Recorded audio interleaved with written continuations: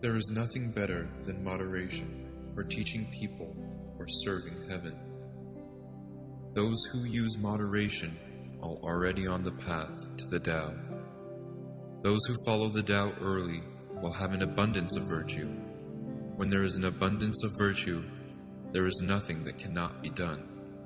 Where there is limitless ability, then the kingdom is within your grasp. When you know the mother of the kingdom, then you will be long enduring.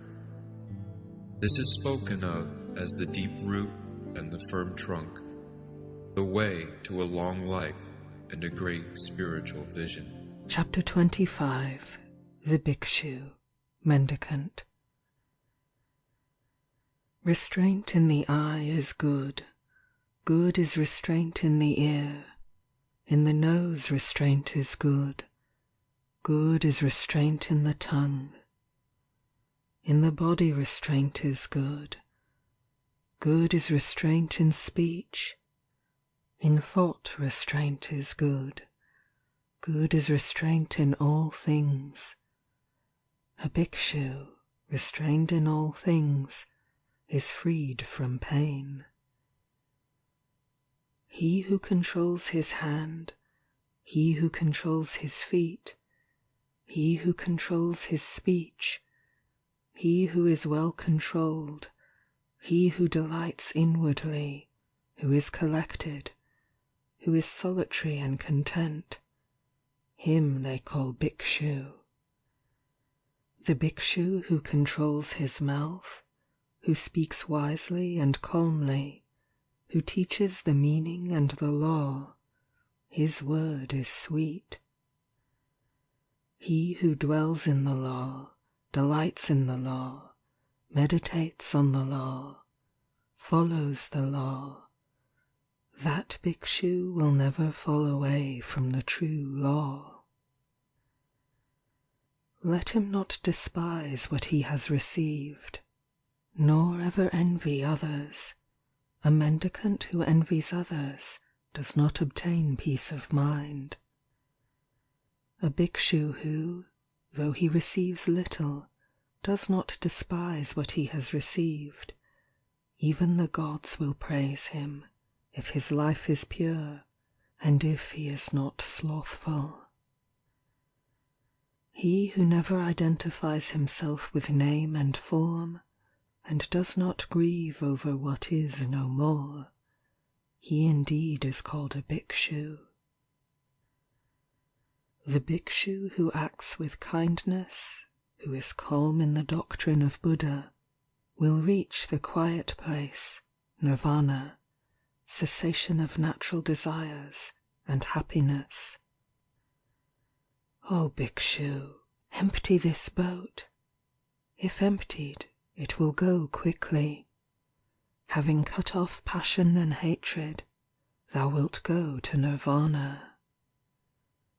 Cut off the 5 senses, leave the 5, rise above the 5. A bhikshu who has escaped from the 5 fetters, he is called Ogatina, saved from the flood. Meditate, O bhikshu, and be not heedless. Do not direct thy thought to what gives pleasure, that thou mayest not, for thy heedlessness, have to swallow the iron ball in hell, and that thou mayest not cry out when burning, this is pain. Without knowledge there is no meditation. Without meditation there is no knowledge.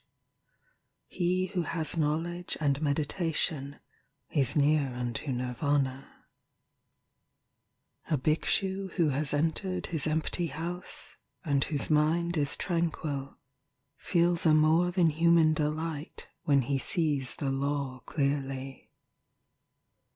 As soon as he has considered the origin and destruction of the elements, khanda, of the body, he finds happiness and joy, which belong to those who know the immortal, nirvana. And this is the beginning here for a wise bhikshu. Watchfulness over the senses, contentedness, restraint under the law. Keep noble friends whose life is pure, and who are not slothful.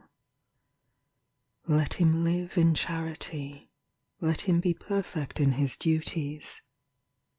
Then in the fullness of delight he will make an end of suffering.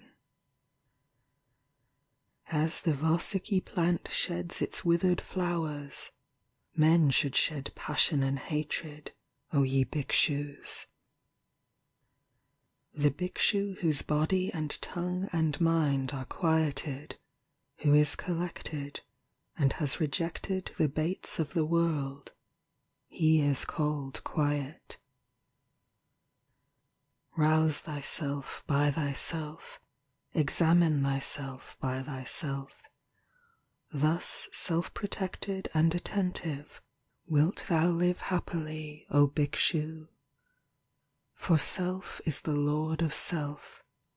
Self is the refuge of self. Therefore curb thyself, as the merchant curbs a good horse. The bhikshu, full of delight, who is calm in the doctrine of Buddha, will reach the quiet place, nirvana, cessation of natural desires and happiness. He who, even as a young bhikshu, applies himself to the doctrine of Buddha, brightens up this world like the moon when free from clouds. End of chapter 25.